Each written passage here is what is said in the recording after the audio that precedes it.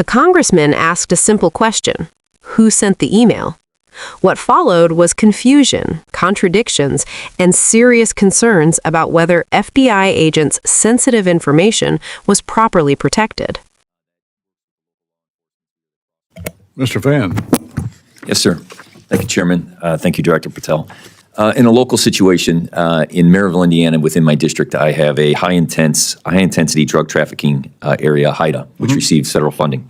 That works with the local law enforcement. We are the crossroads of America near Chicago. The drugs that you're talking about are transported through those areas all the time.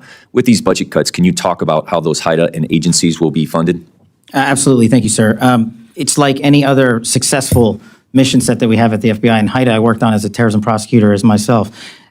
Extremely critical because, like some of the other situations across the country, that region has been recognized, unfortunately, because of the high-intensity drug flow. In order to countermand it, we have to keep these task forces open, up and running, and funded. But in order to do that, we can't just flood it only with federal funds and federal personnel committed to working with our state and local partners, because that's what makes HIDA successful. My experience in HIDA wasn't in your district, but down in the Southern District of Florida, and I can't imagine it being too different in terms of how we proceed and how to make that successful. Okay. My next question is, just recently, you had a visit to the National Center for Missing and Exploited Children. Just please tell me how that cyber tip line and how that program's future looks with these $500 million cuts. We actually partner wonderfully with NCMEC, and we've committed to allowing our FBI employees to remain there no matter what. We will find a way to fill that mission set, even if, even under the most austere of budget cuts, because what they do is exceptional. If people don't know, they need to go there and see it. It's right in Arlington, Virginia. They find missing children from 5, 10, 15, 20, 30 years ago, and they provide treatment to those that have been abused. Okay. And so you have my commitment, sir, that we'll do it. I appreciate that. And according to the domestic terrorism operations sections, the internal tagging system used to track domestic terrorism investigations was eliminated, and the staff of 16 was reduced. Can you tell me that future and where you hold that program? Sir, if I may, can I get back to you on that in writing, because I'm not familiar with that off my head. Then in your written testimony, you had talked about cybersecurity. I'm going to tie two things together. The FBI agents, are they still currently at the end of every week emailing the 5 things that they've accomplished? I'm glad you raised that point, sir. We never did that. I stopped The FBI agents were never asked to put in their goals in which they accomplished? The reason why I say that is because I had a specific conversation at a retirement party of a chief from an agent who expressed to me that after he had chased a car down 8094 who had stabbed a family member, and he left his home and was able to prevent that individual from killing someone else because it was cross state lines, that he had to go back, and then that next day was told he had to fill out his emails of what he accomplished.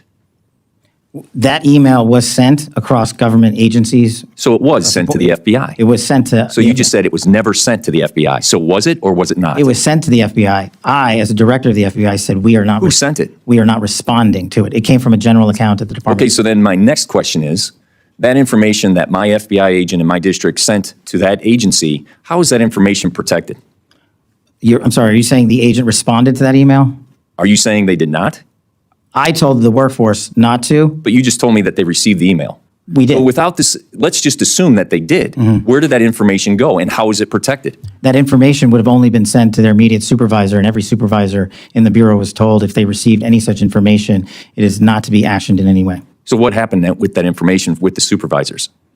I don't know. Well, I'll have to get back to you on that, if any was collected, but if it was... So you said that the FBI, that a different agency sent that email. What was that agency? It came from the Department of Justice. Okay. And those emails never went back to the Department of Justice, who requested it? No, sir. Okay. And you're 100% confident of that? Yes, sir. Okay. The information that the supervisors had from those agents, where did that go? That should not have been transmitted anywhere. We got on top of it fast enough where I believe... and Because you thought it was wrong? I thought Why did you prevent it? Because the operational mandate that we have at the Bureau, in my opinion, prohibited the public disclosure of that information across our media. So to be perfectly clear, the Department of Justice got it wrong. I'm not speaking for the Department of Justice. You are saying that that directive was in complete conflict of what your procedures and processes are. My procedures and processes are under the Department of Justice. I'm saying as a subordinate of the Department of Justice, that's where the email came from. I don't know where it came from on top of them. But your directive was to make sure that the Department of Justice did not get the FBI information. That no one got it. Except the supervisors. Why would they request it if they would never get it? Well, the supervisors were told to stand down. What I'm trying to say is when that email came in, we acted as fast as we could, I think the same day, to say we are not in a position to do that. Everybody hit pause till we figure out what to do. And the end result was we at the FBI are not complying with that request to publicly do so. And we told agents that if you feel the need to express that information to your supervisors, only do so on the classified system. Okay. The information that I received, that personal conversation that I had, that agent didn't seem like he felt the need. He felt it was a directive. I thank you for your forthcoming. I look forward to working with you. The purpose of me bringing up this questioning was to make sure that that information is secure. Yes, sir. I'll double check. Mr. Moore. I yield back. This exchange is a textbook example of why congressional oversight matters, especially when it comes to law enforcement agencies tasked with protecting both national security and civil liberties. Congressman Frank Mervyn wasn't playing politics here. He started with issues that directly affect public safety in his district: drug trafficking, funding for high-intensity drug task forces, and protections for exploited children. On those fronts, Director Patel offered reassurances, but once the conversation turned to internal FBI communications, the hearing took a very different and far more troubling turn. At the center of this exchange was a controversial email reportedly sent to FBI agents asking them to summarize their weekly accomplishments. On its face, that might sound harmless, but when you're dealing with federal agents engaged in sensitive investigations, terrorism, violent crime, interstate threats, even small disclosures can carry enormous risks. Mervyn pressed for clarity. Were agents asked to submit these reports? Patel initially said no, then acknowledged the email existed, then said it came from the Department of Justice, not the FBI, then admitted agents may have responded anyway. At each step, the answers shifted, and that's the problem, because the real issue isn't bureaucracy, it's trust. If FBI agents believed this was a directive, not an optional request, what information did they share? Who saw it? Where did it go? And how was it protected? Those are not abstract questions. They go directly to agent safety, operational integrity, and the firewall between political leadership and law enforcement work. Mervyn zeroed in on the most alarming part. Even Patel couldn't clearly explain what happened to the information that may have been collected by supervisors. "I don't know" is not a reassuring answer when you're talking about potentially sensitive law enforcement activity.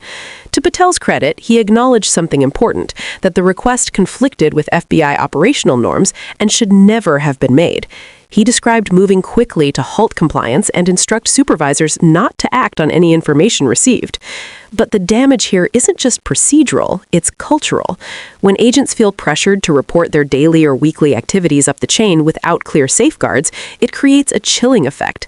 It risks politicizing law enforcement, and it opens the door to misuse, even if that misuse was not the original intent. This is where Democratic leadership draws a hard line. Democrats believe in strong law enforcement, but also in independence, professionalism, and clear boundaries. The FBI should not be put in a position where it's responding to vague directives that blur the line between oversight and interference. Oversight happens in hearings, reports, and lawful processes, not through ambiguous mass emails that even leadership struggles to explain after the fact. Mervyn made his purpose clear at the end. This wasn't about attacking the Bureau. It was about ensuring that information was secure and agents were protected. That's exactly what responsible oversight looks like. Because once trust erodes inside institutions like the FBI, it's not just agents who are put at risk, it's the public. If you believe law enforcement should be protected from political pressure, if you believe transparency should come with safeguards, and if you believe Congress has a duty to ask hard questions on behalf of the public, share this video, subscribe to Blue Lens Politics, and stay engaged. Accountability doesn't weaken institutions, it strengthens them.